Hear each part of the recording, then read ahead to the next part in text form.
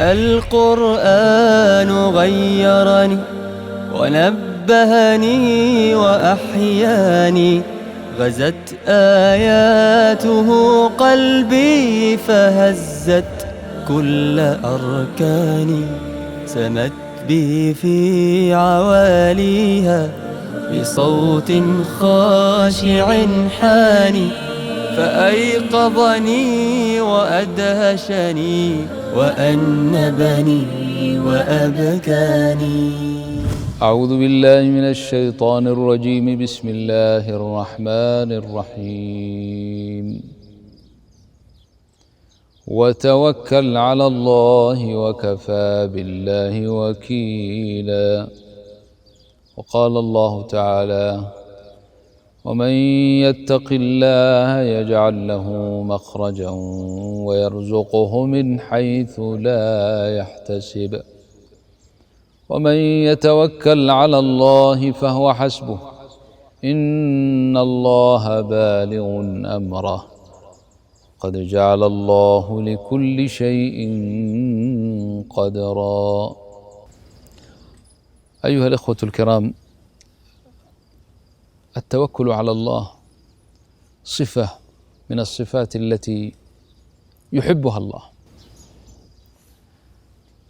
وكثيرا ما ورد في كتاب الله الأمر بالتوكل، وكذلك مدح المتوكلين على الله، وكذلك ذكر محبة الله للمتوكلين، إن الله يحب المتوكلين. والأصل في التوكل أن يتبرأ الإنسان من حوله وقوته، ومهما كانت عنده من إمكانيات أو كان عنده من قدرة، فهو يستخدم ما مكنه الله منه، ولكن توكله على الله وليس على حوله ولا على قوته. فإذا عزمت فتوكل على الله. الآن جرت عادة الناس في الكلام: ثق، كن واثق من نفسك. أنت لو وثقت من نفسك تهلك. هم يقصدون معنى آخر لا شك. أنت لا تثق بنفسك، أنت ثق بالله، توكل على الله.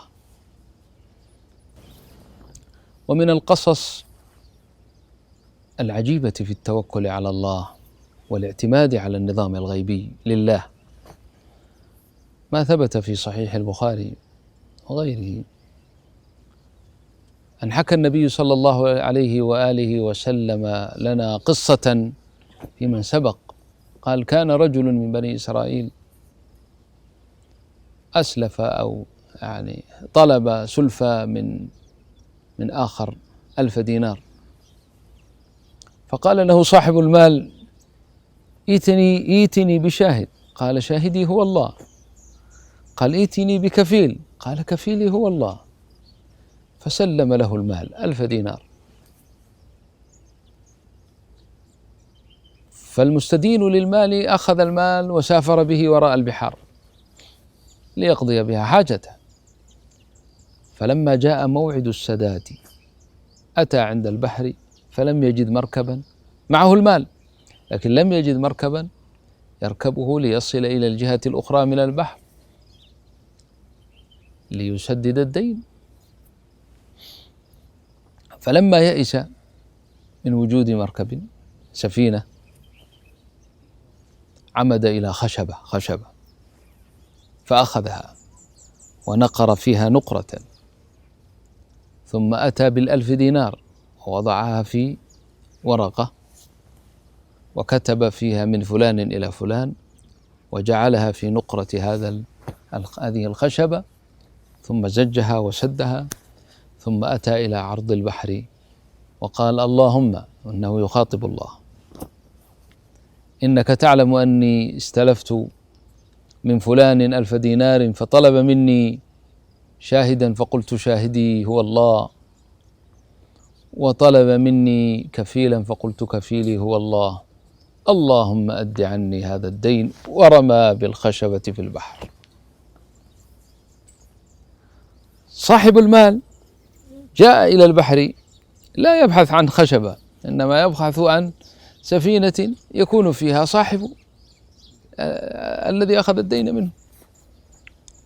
فلما يئس من وجود مركب أو سفينة وأراد أن ينقلب إلى بيته، وجد خشبة طافية على البحر عند الساحل،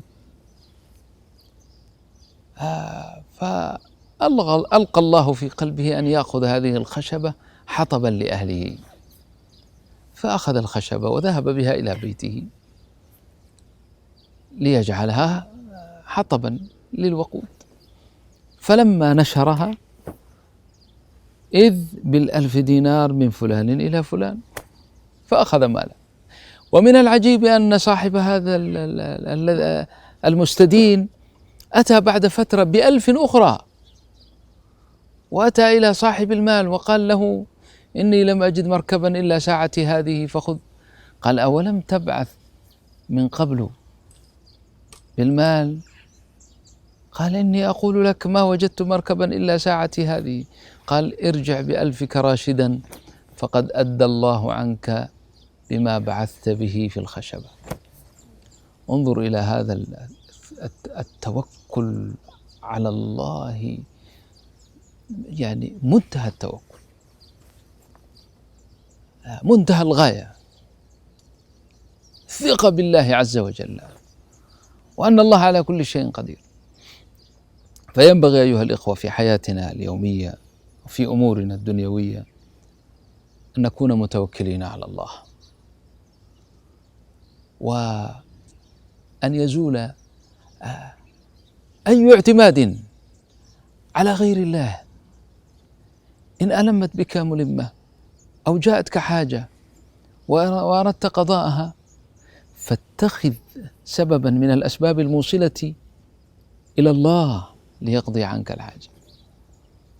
الله يوفقنا وإياكم أن نصل إلى حقيقة التوكل على الله، فنعيش في الدنيا سعداء قبل سعادة الآخرة.